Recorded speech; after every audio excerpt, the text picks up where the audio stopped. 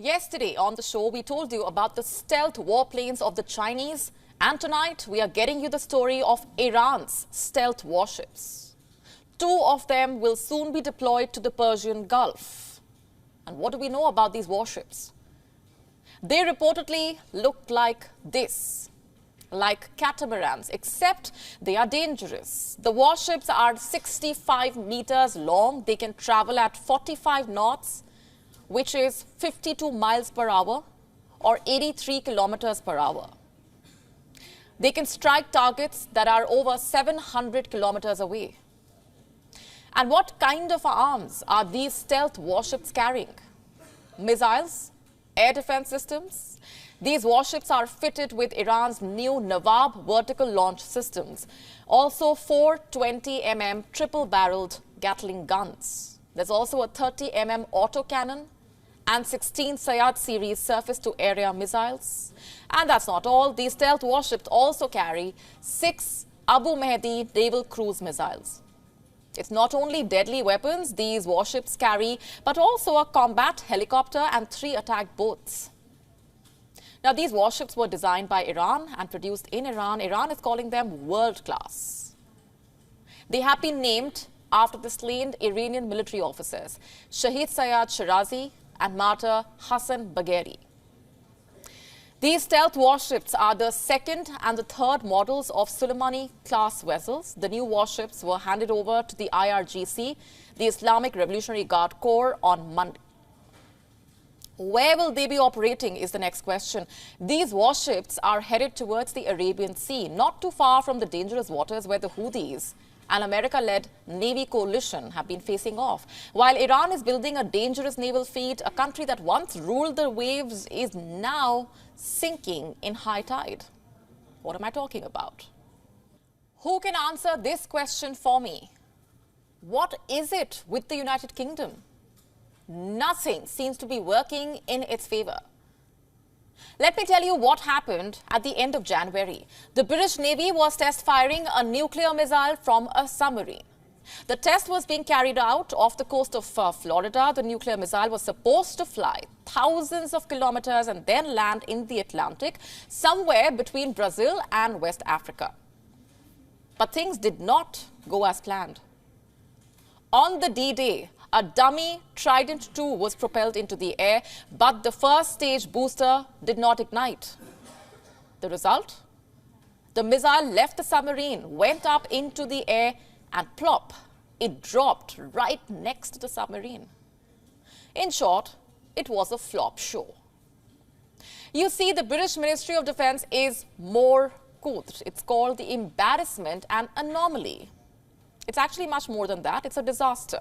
One that should really worry the people living in the UK. They should be asking whether their armed forces, the Navy in particular, is even capable of saving them from an enemy attack. That nuclear test missile that was supposed to hit an enemy target sank during the test fire. It had to be fished out of the sea. And let me also tell you here that this is not a one-off misfire. This is the 2nd consequent misfire of the same missile. That's right. Trident's last test was in the year 2016. The missile veered off course. Back in 2016 as well, the test missile was supposed to hit a sea target off the coast of Africa, and guess the direction in which the missile went instead? Towards the United States. Had there been a real warhead, the missile would have hit its maker. Time for some background here. The Trident II or Trident D5 nuclear missiles are built by the Americans. These missiles are the mainstay of Britain's strategic nuclear deterrent. A Trident missile has a range of 12,000 kilometers and carry a payload as large as 2,800 kgs. These missiles are over 13 meters long. They weigh over 58,000 kgs and they are ejected from a submarine. How? By using high-pressured gas. The UK's HMS Vanguard-class nuclear submarines carry these missiles. There are 4 Vanguard-class subs. As per the Royal Navy, in fact, these subs are armed with quote-unquote cutting-edge steam technology. They ensure our ultimate defense. The submarine from which the Trident missile was being fired had just had a 7+ year refit. And it goes without saying it was a failure, much like a lot else in the UK. The economy, the roads, pothole-filled roads, should I say, the Royal Mail. But that's a story for another day. Let's just get back to the state of the British Navy.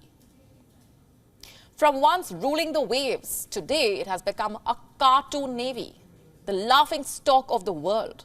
Everyone is talking about the Trident flop. Do you think British allies are not concerned? Of course they are. Do you think Britain's enemies are not laughing? Of course they are. The Royal Navy has nowhere to hide. It cannot test fire. How can it take on enemies then? It's unfit for war zones. Imagine a nuclear missile landing just inches away from the submarine, one that it was fired from. How does that even happen? And thank God it is a dummy warhead. The British officials tried very hard, in fact, to hide what actually happened on the 30th of January. Britain's Defence Secretary, Grant Shapps, was on board the vessel at the time of the incident. He did not say a word about that disaster. This is Admiral Sir Ben Key. He is Britain's first Sea Lord. He too was present when the Trident was misfired. This man as well kept mum. But the British press broke the story. And questions are now being raised naturally about Britain's nuclear deterrence. Is the UK even in the position to defend itself? The Labour Party has asked for assurances. This is John Healey. He is the British Shadow Defence Secretary, and here's what he has said. I'm quoting, "Reports of a Trident test failure are concerning. The Defence Secretary will want to reassure the Parliament that this test has no impact on the effectiveness of the UK's deterrent operation." And what has the Defence Secretary said? This is Shapps' statement. Let me quote. In fact, read some of the lines out loud. "The test reaffirmed the effectiveness of the UK's nuclear deterrent, in which the government has absolute confidence. The submarine and crew were successfully certified and will rejoin the operational cycle as planned." On this occasion, an anomaly did occur, but it was event-specific, and there are no implications for the reliability of the wider Trident missile systems and stockpiles, nor are there any implications for our ability to fire our nuclear weapons, should the circumstances arise in which we need to do so. That's a joke, isn't it? What else do you call a situation where the government of a country has to reassure the people that, look, our nuclear weapons can fire, that they will fire when needed? It's like the Chinese selling defective electronics. Which reminds me, given what's happened, I think Australia as well should ask for assurances, because why not? The UK is promising to build for Australia what the UK's Ministry of Defence calls the largest, most advanced and most powerful attack submarines ever operated by the Royal Navy. The UK is also promising to quote-unquote combine world-leading sensors, design and weaponry in one vessel. This was part of a statement released in 2023. And today, it can barely fire nuclear warheads from its own submarines.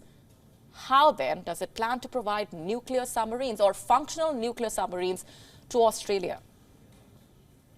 UK's Vanguard class submarines are the largest submarines manufactured in the UK. They can hold up to 16 intercontinental ballistic missiles and can carry up to 8 Trident rockets, 40 nuclear warheads. But just tell me one thing. What can the Royal Navies do with the math if the nuclear missile fails to fire when needed? Doesn't add up, does it? The last time the British Navy managed to carry out a successful test of the Trident missile was in the year 2012. It's been 12 years. Guess how many prime ministers have entered or left 10 Downing Street since? 5. Like I was telling you, AUKUS partners should really be concerned. Australia is planning to double its naval strength. It is preparing to take on the Chinese. How is the UK contributing? What will the British do in case the AUKUS navies have to fight the Chinese? The British Royal Navy will likely have to sit out, which explains why Britain's effort to join the Quad is also not being taken seriously. How will it play any role in the Indo-Pacific? Britain does not have a navy that can be relied upon. WION now available in your country. Download the app now. Get all the updates on the move.